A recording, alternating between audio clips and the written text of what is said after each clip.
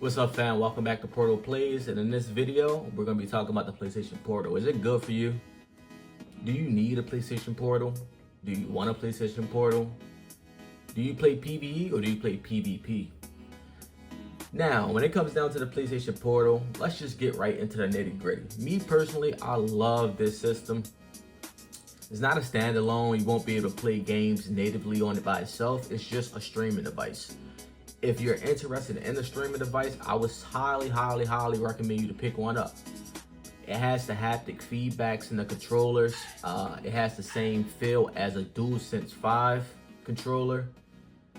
It has a 1080 LCD 60 Hertz display, which is very nice. I mean, the camera doesn't do it any justice.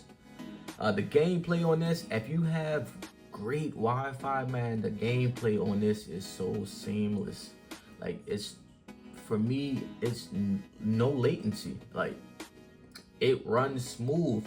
Now, some games on here run like shit, and I just believe that's because it's not optimized for like remote playing.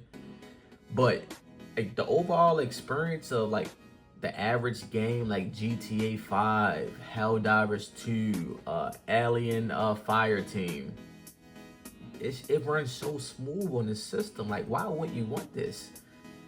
Man, I done put in so many hours just on this alone. So this is Aliens Elite Fire Team. I got 17 hours on that just on the Portal. The First Descendants. Now, this is a mixture of PS5 and the Portal, but out of this 188 hours, I damn near have at least 115 hours on the Portal itself. I was playing this game strictly on the Portal, man. Now, this is one game, for instance, where it looks way better on your console than on a Portal. The Portal, it looks great, but at the same time, sometimes you get frame drops, which is not cool. But the Portal is great, man. I love the Portal. I love being able to chill in my bed, chill on the couch, you know, and not have to worry about going into my gaming room just to sit down in the chair. I love the Portal for what it is and what it do, man. But it is a couple things that I wish the Portal had, you feel me? See, me, I got so spoiled and comfortable with the DualSense Edge controller. Why the Portal couldn't have back buttons? I done seen the Steam Deck, the Rogue Ally, they all have back buttons. Why don't the Portal have back buttons? Come on, Sony. Why is the screen not fully touchscreen? Now, I love this thing. I'm not hating on it, but we should have those things. The Rogue Ally, the Steam Deck, they all been out before the Portal. And we have a goddamn DualSense Edge with back buttons. Like, we could have threw some back buttons on here. That would have made this, this would have been nice, man. And then another thing too, the LED lights. Sony, I'm looking at my controller all day, every day when I'm playing this. The light shouldn't just be optional for certain games. It should be an option in the settings where I can go ahead and change the color of the lights. Or I have the option or the ability to keep them on 24/7, you know?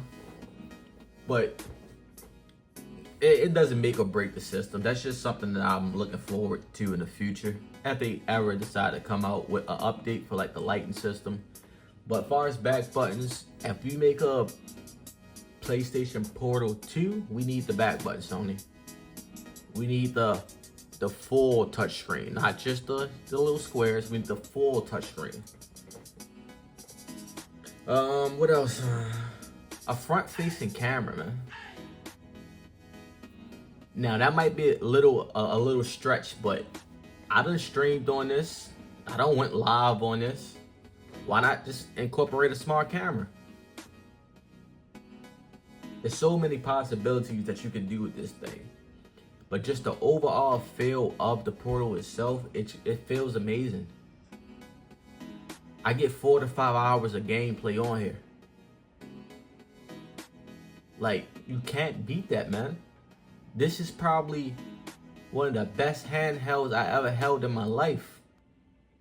I'm being serious. And I done had a shit ton of PSPs. I didn't have a PS Vita though. But the PSP was that was a hit too, but I don't think anything is comparing to this with the analog. I mean, with the controller style, man. I don't think anything is comparing to that. I hated this design. I really did. I hated this design when it first came out. I thought it was ugly, but when I got it in my hands, this shit is a game changer. All portable systems need to feel like this. This is a game changer, man. The haptic feedback on the PlayStation Portal. Come on, man. Come on, man. I'm not a Sony fanboy, but Sony got some of the best vibration out here, man. Pause. But yeah, the PlayStation Portal, I feel as though if you're a casual gamer and you're not don't pick this thing, don't pick it up for PvP. This is not a PvP handheld. And don't get me wrong, you might be a beast at it. I'm pretty sure you can learn it. You can adapt to it, but don't pick this thing up thinking, oh, my skills from the console is just going to translate directly to the PS Portal. No, that's not happening. This is a learning curve. It's going to take time with this. Now, PvE, it's still going to be a learning curve as well, but it's a lot easier. It's a little bit less frustrating because you're not playing against actual people, you know? So it feels more cool, calm, and collective. And I like that. Now, I would say something like GTA, which is like a crossbreed of PvP/PvE, you can get away with this. Now, getting in a gunfight on GTA on a PlayStation Portal feels fantastic. I got videos on my channel, check it out. Like the gameplay on here is just flawless. It's one of the best looking games I played on the Portal yet. Helldivers 2, one of the best games I played on the Portal yet. Quality. Amazing. If you're thinking about or you considering getting a PlayStation Portal, please get one. Or if you got a friend, ask to try theirs out. Trust me, you're gonna love this thing, man. But just make sure you have decent Wi-Fi. Don't pick this up with the shittiest Wi-Fi. You know, make sure your Wi-Fi is decent and make sure your Wi-Fi can handle something like this. Because it'll be very frustrating if you buy this device and your Wi-Fi is not up to par.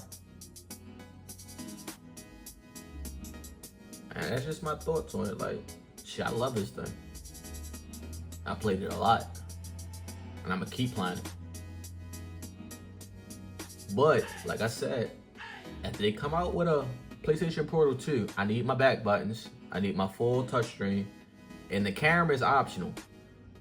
I feel as though if they can make this thing run natively and support the PS5 too, okay, they might have to justify the price because $199, that's gonna be ridiculous for that, you know, capabilities. It's gonna have to at least be close to like $299, $350 almost. Because if this thing can have back buttons, it has a fully functional touchscreen, and it has a front-facing camera, and it runs natively, yeah, I'm buying it.